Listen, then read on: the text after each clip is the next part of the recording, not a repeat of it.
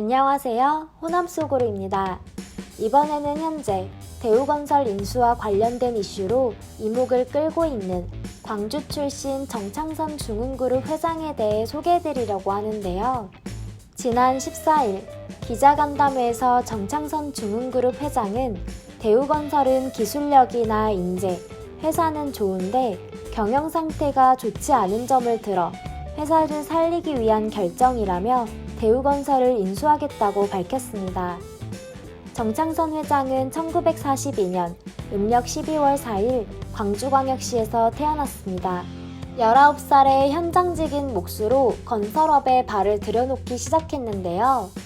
청년 시절 건설 공자 현장직 일을 하다가 현장에서 알게 된 지인들과 1983년 회사를 세우게 됩니다.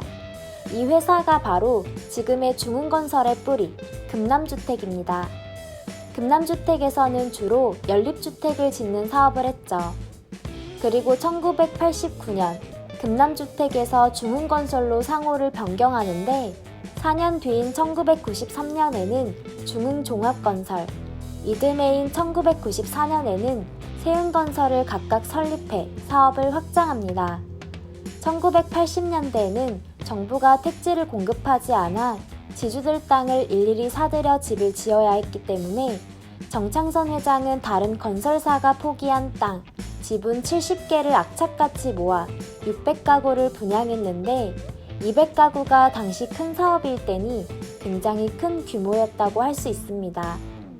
그렇게 계속해서 세를 확장해온 결과 2021년인 현재 30여 개의 주택, 건설, 토목업 계열사를 거느린 중견건설그룹으로 성장하게 되었습니다.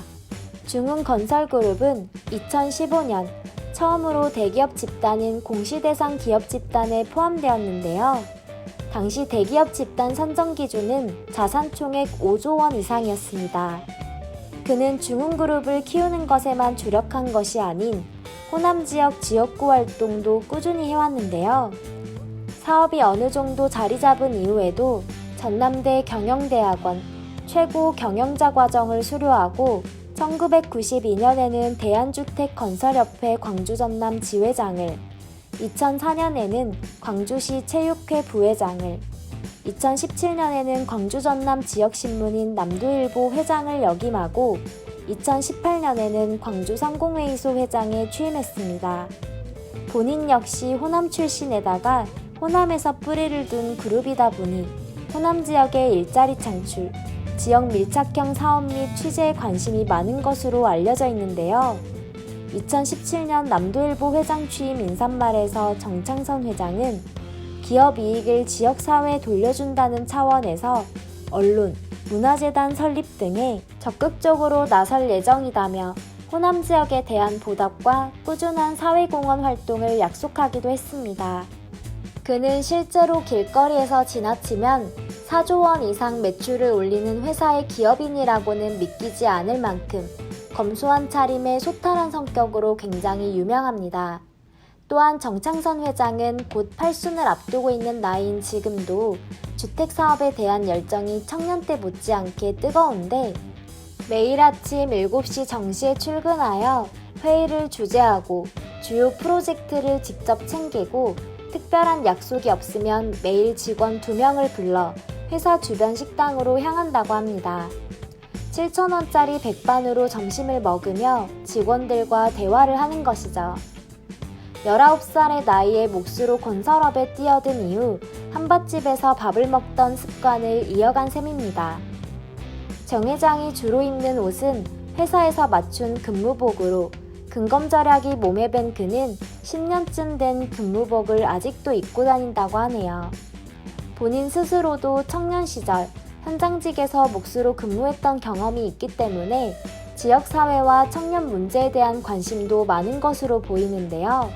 실제로 중흥장학회를 세워 형편이 어려운 중고생들을 적극 지원해주는 활동을 하고 문화, 장애단체 기부는 물론 수년째 견본주택 개관 때 화환 대신 쌀을 기부받아 지역 소외계층에 전달해오는 일을 꾸준히 하고 있습니다.